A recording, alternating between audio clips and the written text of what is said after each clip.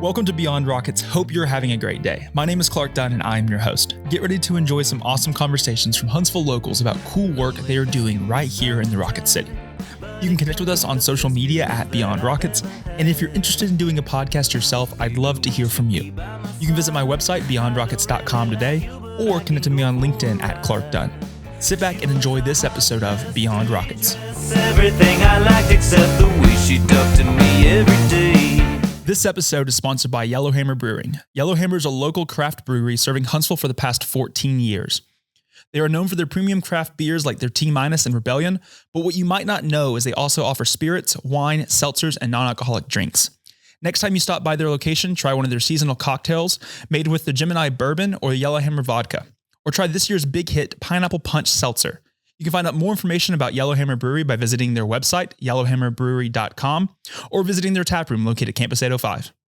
Well, welcome back to the podcast. Hey, thank you. Yeah, it's exciting. I think we first had you on 2 years ago. For those maybe who haven't seen that episode, would you like to introduce yourself and we'll get started there? My name is Ethan Couch. I'm one of the founders of Yellowhammer Brewing. Yeah. And I currently am the general manager there. Okay. Yeah. And so we had you on beginning of 2023. And business has changed a little bit. Yep. So if anyone's listening and they want to learn more about the kind of the backstory, they can check out that episode that we did. It was episode 100. We'll have it linked below, but people can check that out for more of the history. Today, I kind of want to talk more about, how the last couple of years have gone and some of the collaborations, and then talking a little bit particularly on the distilling side and the spirit side of Yellowhammer that some people maybe aren't familiar with. How has the last 2 years been with growth? I know you've done a lot of collaborations with some organizations here in Huntsville since we last spoke. I think with the Orion in particular is probably a pretty big opportunity. Yeah, we've tried to align ourselves with some of the bigger venues in town, and Orion is definitely one of the neatest things to happen to Huntsville in a long time. And so we've been working with them since they opened up, and our partnership with them has grown substantially in the past 2 years. And it's been really fun to see them grow and change, and us too. We do a special beer for them now, the Orion Hellas. And you tried a couple of different beers when they were working with you. Talk a little bit about some of those, because I think there's some that y'all have for the Orion that's in the tap room that is ones that they decided not to go with. And how did that process go about? That was fun. They weren't sure exactly what would work, and so we were like, well, let's try a few batches and see. And so we were thinking hazy IPAs are always popular, and so we did a couple of those, and then pale ale. They were really wanting something that was kind of light and refreshing. And so we suggested the Hellas, and that being a traditional German style was, fit the community. And it's real. It's not just a plain light beer. It's got some body to it. And but it's very low ABV.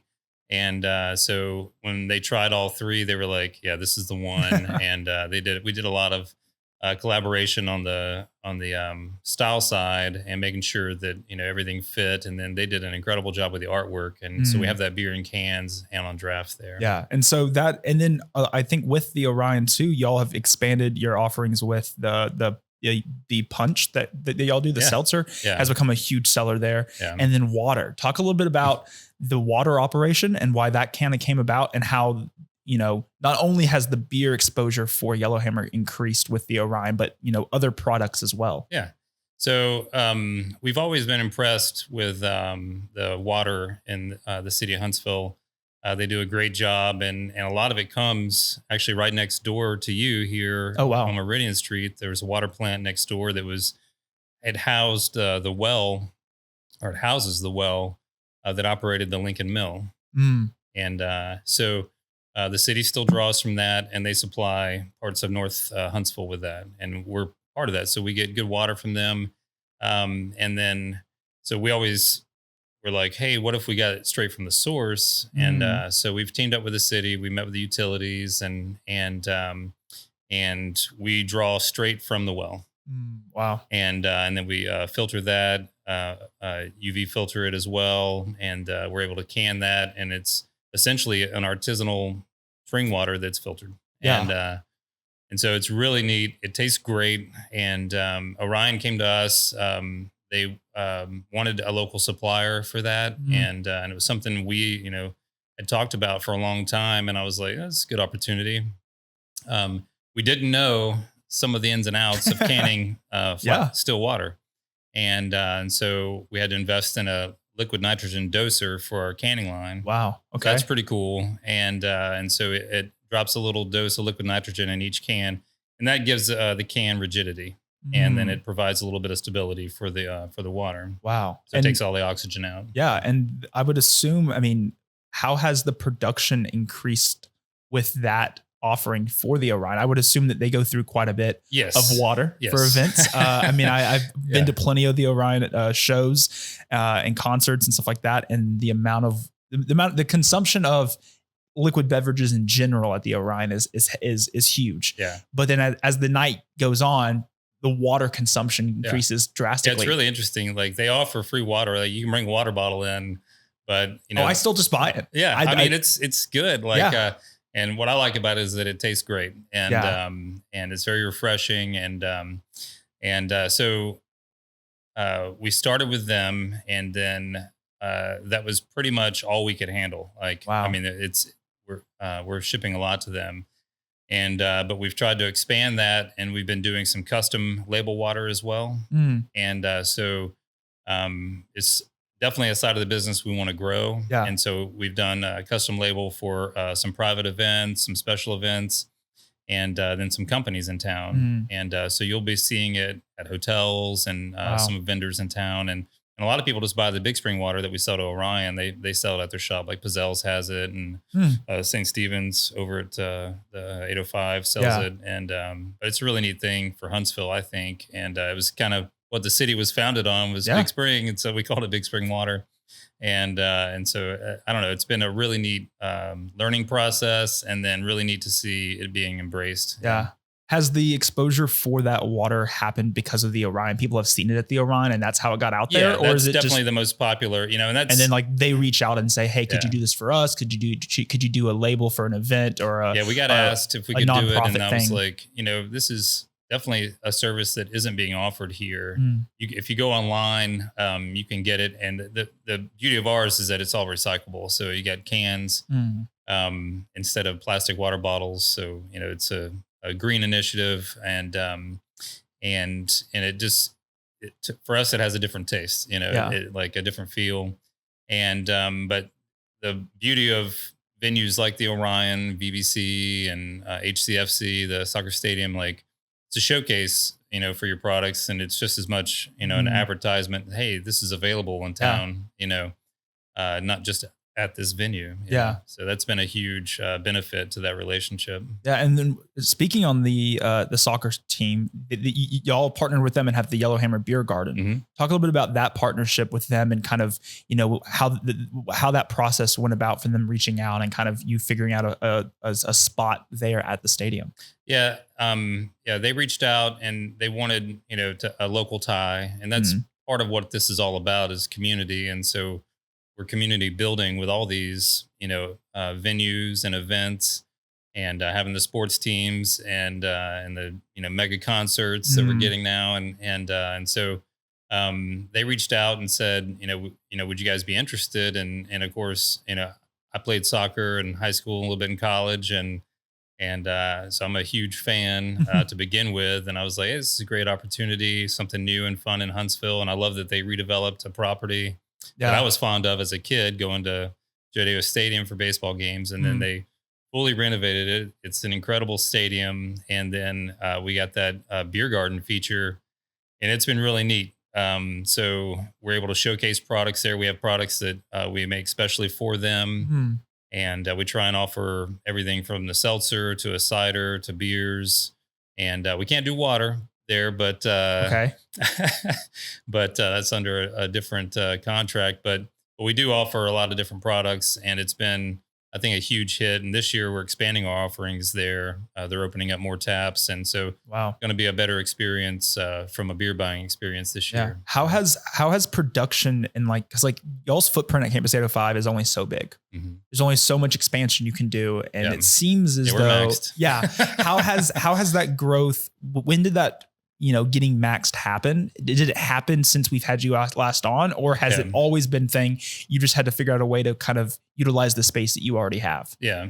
It's, the beauty of that space is that, we designed the building to go up, from a height perspective, so we can get big tanks in there, and we're producing a lot of beer, and we can make some more beer there, but every square inch of that facility is being utilized. Wow. And so if we, do a big expansion with the water, or if we want to do another market or more beer, it's likely going to have to be in a new facility. Wow. And is that, obviously it's been a thought process for y'all to kind of figure out, hey, where does this new facility need to be? How do we kind of meet the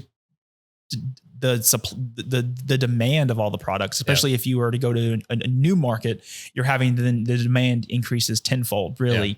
But then you also do spirits. Talk a little bit about that process, because obviously you have a few years before you can even start to sell it to actually have this stuff age. When did that idea come about to like, hey, let's do spirits? And then what did that process look like? Yeah. The four founders we were always fond of bourbon and whiskey. And so, part of distilling is you got to have kind of a brewery side too, to make the wort and to make the beer to distill.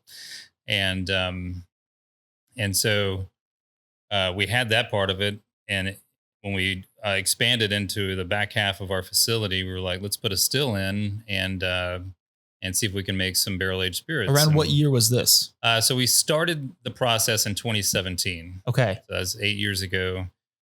And so we've been, I guess, experimenting a little bit. And the beauty of, some barrel aged spirits is, the smaller the barrel, the faster it, ages, so to speak, because of the surface area. The barrel is smaller for the liquid. And so we started out with some small barrels and like 10-gallon barrels. And then we graduated to 23-gallon barrels. And now we're putting spirits into 30-gallon barrels. Wow. And it's been a learning curve. None of us were master distillers. And of course, we've read a lot of books, and we've, experimented a lot now. And but we were fortunate, we're able to make good clear spirits. So vodka and rum is what we focus on from that side. And so that's a faster turnaround. That's, we can make a batch and have it be out, in the tap room, in 5 or 6 weeks. And whereas the barrel aged spirits, okay, you got to trust that this recipe is going to be good. The fermentation is going to be good. Yeah. And then you put it in the barrel, and, there are things you can test along the way to make sure it's going to be quality. But then you put it in the barrel, and then you don't know what happens. And so, you hear about angel share and things like that. So that's part that evaporates and gets absorbed in the barrel. And we didn't know exactly what that was going to be like. So every barrel is a little different. And so we try and, if we find one that's special, we'll single that one out. That'll be our single barrel offering. And then we try and do some private label stuff for companies, individuals that want their own barrel, and things like that. Wow. So that's pretty neat. We're getting into more of that now because we've got a lot more barrel aged spirits, obviously, after 8 years. And so this year is really neat because we had some forethought 4 years ago. We're like, hey, our 15th anniversary is coming up. That's this year. And so we were like, let's do some special bourbons for that. And so we did something really neat. We, our brewmaster, James Glass, he got ingredients from 4 different regions in the U.S. And so we're going to have some bourbons that come out with, corn and malt from these different regions: Southeast, Pacific Northwest, Midwest, and Northeast. And so we'll release those around our anniversary in October. So stay tuned for that. Look for it. We're going to be doing some kind of VIP tastings prior to the anniversary, and then we'll sell it on our anniversary day, October 16th. So. And all the spirits that y'all do in-house is only available in-house to get, correct? Yeah. There's, we can ship to ABC if somebody wants us to. And so we will be featuring our spirits at Orion this year. Okay. They're going to do a local spirits bar, which is really neat. And so we're able to do that. But for us, we sell so much in the tap room, and it's such a big part of our, experience there. Then we haven't really sent it out to ABC stores for, the mass public to buy. We don't have that capacity. Yeah. And we sell, it's kind of a slow growing part of our business. Obviously it takes time, and we haven't wanted to push it because we'll just run out of supply. Yeah. And so And is the idea that if, a production facility that y'all would have maybe in the next few years to then increase the demand or increase the production of distilling as well? it's definitely in the conversation. And, Tennessee has the best laws Yeah. for spirits, thank you, Jack Daniels. But, so that's an option for us. We're real close to Tennessee. We could put a facility there and increase our spirits and be a part of, there's a lot of culture there that Yeah. appreciates that. And it's close enough for us to manage, I think, pretty well. And, so it's definitely something we're looking at, and we've learned a lot, in the 8 years that we've done it. I feel like we could expand on that and do well. Yeah. I'm very proud of where our spirits have come and gone. Have you, is it, as you try things now that have aged longer, or that you've kind of figured out the process, is it crazy to think about that first batch that you did? And like, can you see that journey of the things have started to taste better and becoming better? Yeah. And versus that first batch that you did. Yeah. The beauty of the longer aging periods, it kind of softens that flavor. And, so, in the early days, we were releasing stuff, and, I would say probably too early, but, and it was still good. It's just like, it might be a little hot, and things like that. And so what some people like I enjoy every once in a while, like a spicier sort of bourbon that is a little bit stronger. It's to the perfect for taste. cocktails and things like that. And so it was an experiment, and, we had a good run of that. And now we're getting into stuff that's 4 and 5 years old that, they say with a 23-gallon barrel, that you got a factor of 3 there. So if we're aging that 4 years, that's essentially a 12-year and a 53-gallon cask. Wow. And so we're getting high quality or high level spirits, and we've changed. I've selected a new style of barrel because based on some of the things that we learned in the smaller barrels and how we were getting it done. And so I'm really curious to see how the stuff comes out in the next 2 or 3 years.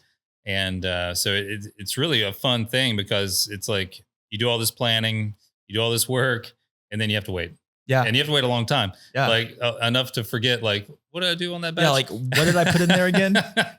But most of our recipes, haven't changed dramatically. We are introducing some new stuff, especially this year. We've got Distiller's Reserve, and then we've got those 4 special ones for our anniversary. And then we've got stuff that's been aging 4-7 years that we're going to release this year. We're really excited about. And so, it's just an evolving program, and it's just amazing to see, the variety that we can get out of it. It's so much fun. It is. It's an interesting thing, because I think there's a couple other like breweries that do distilling here. Distilling has become, I think this idea, I think the whiskey culture, bourbon culture here in Huntsville has definitely increased in demand. Yeah. And, I would love to see the availability increase for being able to find good bourbon. Yeah. But that's just, it kind of adds another layer of fun to finding stuff, is you have to really go look for it. You can't just like stumble across a really nice bottle. It doesn't happen like that. Yeah. But has that education element of bourbon and whiskey and spirits in general increased the popularity of what y'all are doing? And have you seen that over the years of doing it, that like you're selling more and more cocktails are being made in house with the stuff? Yeah. Our spirits side has grown dramatically in the tap room. And I think just the palate for bourbons and barrel aged spirits has grown. And it's really neat to, get the feedback from the public, because one man's smooth is another man's, like trash. It's like some people like it a little bit harsh. Some people like it spicy. Some people like, more of a fruity ester, or, a spicy flavor. And so it's really neat to see what people are interested in, and then how far we can take it. And but the palates here in town have definitely grown. And there's a lot of sophisticated bourbon collectors. Oh yeah, there's a lot of collectors here. And part of that scares me. Like I'm not that sophisticated. Yeah. Like I've tried a lot, but and I do have a good palate. But you go to some of these parties and events, and it's like, okay, they've got like 1,000 different bottles in their closet here. And I'm just like, wow, okay. I'm not that sophisticated. I would assume that y'all, as y'all have grown that process in house, you've probably brought on people or like people that are really, that are, great supporters of Yellowhammer, that are those bourbon connoisseurs that love to collect, that have tried a lot of different things, to have them come in and get tasting notes as well as you've kind of developed these recipes. Yeah, we're getting into more of that. And I definitely have some close friends who are aficionados, and we've been experimenting with them on some processes and that are really neat, especially on the single malt side, and doing some different barrel aging techniques and stuff like that, some double barrel aging. These are all fun things that we'll be able to get into the deeper we get into our program. Yeah. So yeah, it's kind of like this could go on for a really long time. Yeah. And it always is developing into something new every year. It's a new thing. It's a new, especially like I would assume as these special release bottles are going to happen for your 15th anniversary, there might be things that like, obviously you can't do them at the same demand that maybe some of your other ones are, but then you might be like, I can make us I could make a different kind of whiskey or a different kind of bourbon or a single malt or whatever it might be. And it's something that's along the lines of what you do for the 15th that is so popular, but it's kind of a limited release. Yeah. And we're always, we're going to squirrel some away too. So like we'll be able to, the plan is to come out with something unique, one or two or more products each year that are special and different. And, we like our standards, but we're trying to get a little bit more complex and people that like a little variety, maybe they love the bourbon or the Mercury, or the Rebellion 95 was a real popular one. And so now when we introduce something different, they'll be able to, enjoy that as well. Yeah. With having this distilling and having the spirit side of the business, have y'all also dabbled in doing barrel aged beers as well? And like, using the stuff that y'all have, and has that also increased as the distilling and the spirit side of the business has increased? A little bit. I feel like we actually used to do more barrel aged beers. Craft beer. The scene used to be a little bit bigger, and now it's been, it's just changing. Yeah. And so the heavier, crazier stuff is not as in demand as like a real good quality lager. Yeah. Like I would assume that your Yellowhammer Gold is probably one of y'all's best sellers. It is. And this year we're releasing, a really high quality French Pilsner, and the name is June. We've had it this past year. We've done a few different trial batches for it, but that's going to be our focus this year for our launch. And it's Gold is a really neat beer. It was designed kind of for the soccer stadium kind of beer, and then June is a little bit more sophisticated and still light and refreshing. And but it's we use some it's a French Pilsner. We use some French malt and French hops in there, and it's just got a really unique flavor. And so we're going to be pushing that this year as well. Because the Gold is also available at like Bryant Denny Stadium.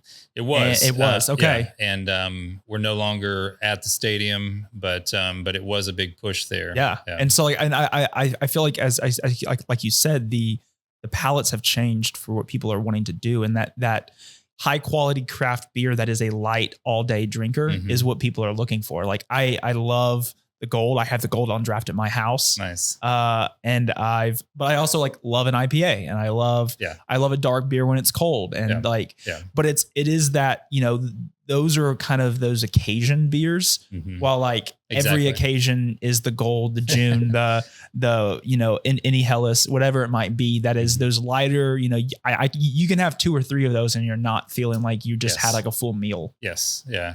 Like we do a barrel aged, stout for Sip and Mary's Grocery. They do some collaborations on their barrel picks.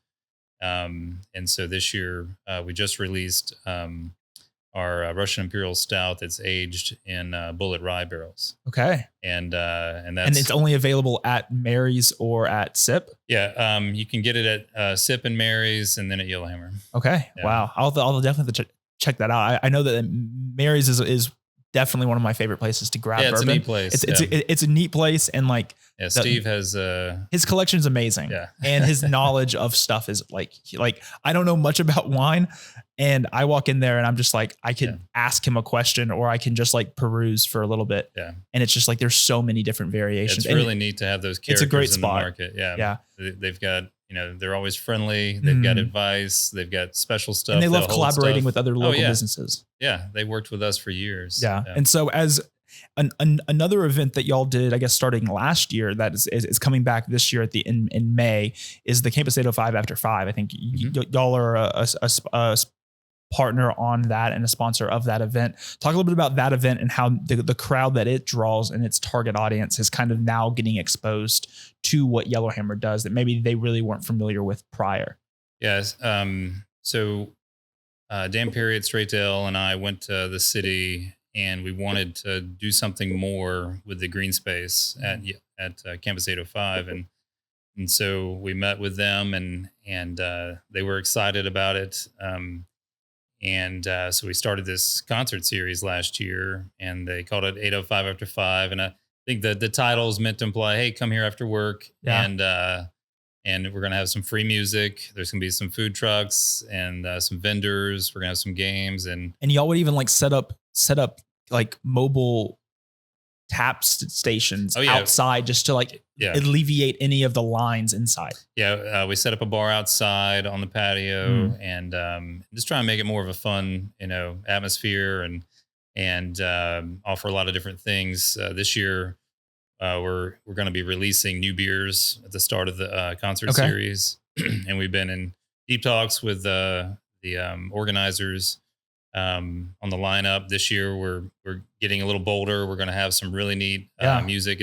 We're trying to make it more of a block party kind of feel for 805, and we want to get all the restaurants and bars involved, and have it be like a really awesome Thursday night in Huntsville. Yeah, for sure. And so it's the third Thursday of every month from May to October, and then it'll culminate on October 16th. That's our 15th anniversary. So we'll be perfect timing, celebrating that night. Yeah, there we go.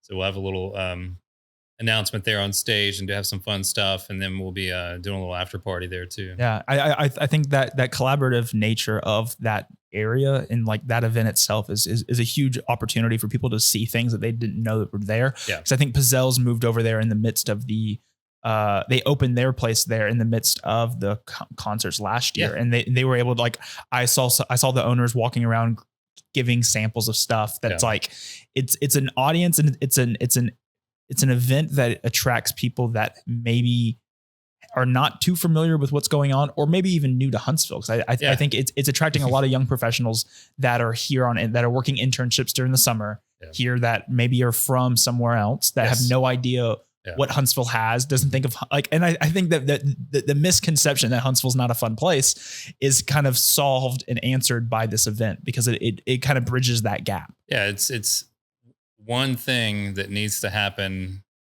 in Huntsville, like it needs to keep happening. Like, I look at the party they do on Pratt Avenue and like stuff like that. We need more of that in Huntsville. For sure. And it takes a lot of energy and time but the city's behind it. They want it to be a fun place. And you're right. Like, we're getting thousands and thousands of new people every year, and it's a great place to just come and meet people. Yeah. And like, meet your coworkers. Like, hey, I'll see you out there after work. There's, free music, and we get some food. And, so it's something that needs to happen in Huntsville more and more. Yeah. And, we're extremely excited to have it at 805, just because it exposes everybody there. Like, hey, if you're new to Huntsville, come. We've got Hops and Guac. We've got late night bars. We've got 3 breweries on Clinton. Yeah. And there's restaurants everywhere. Like, this is a fun place. You can come here for all different kinds of things. And there's a giant green space. Bring your family, bring your kids. And they just redid the green. It looks beautiful. So we're really excited about that. And like, I just think it's gonna be a great year. Yeah. And so that is one of the events that you're really excited for as it's leading up to the 15th anniversary. This episode will come out the end of February. So if anyone's watching or listening, is there any other events happening before maybe Campus 805 After 5 starts that you would want to make sure that they're aware of? Yeah. March 15th is our St. Patrick's Day party. It's the Saturday. and it's one of our biggest events of the year. We've got some live music. We've got green beer. There you go. And we'll have an Irish stout and some Irish cocktails and like the what is it? The Irish coffee. We do that every year. That's a lot of fun. And yeah, it's just a fun like event, celebrate, and we'll have some good food trucks there as well. So it'll be a great day. Yeah. Awesome. And we'll be sure to have all that information in episode notes. We'll also have links to the episode that you came on 2 years ago. So if anyone wants to learn more about the backstory of Yellowhammer and that journey and that process, you can check it out. But I appreciate you being here today. I feel like every 2 years we're going to have you on because the business is going to change a lot. Yeah. And then I would assume maybe even in 2 years, you have another facility and you're even expanding your offerings in the Southeast and all across the country. But I brought you some gifts here. Oh, perfect. We got some new swag. Awesome. And probably my favorite spirit on the wall right now is our Mercury. Okay. And it's a 5-year age there. And then we got these new hats that are pretty rad. Cool. I love a good hat. I love a rope hat. Yeah. I wear a hat. Anytime I don't have a meeting, I'm definitely in a hat. So I'll definitely be rocking this hat, but I appreciate it. Awesome. Awesome. Well, thanks, Clark. Thank you so much for listening to this episode of Beyond Rockets. Don't forget you can subscribe to the podcast wherever you listen and on YouTube at Beyond Rockets. Be sure to follow me on Instagram at Beyond Rockets to stay up to date with new episodes as they are released. Thank you so much for listening, and I hope you enjoyed.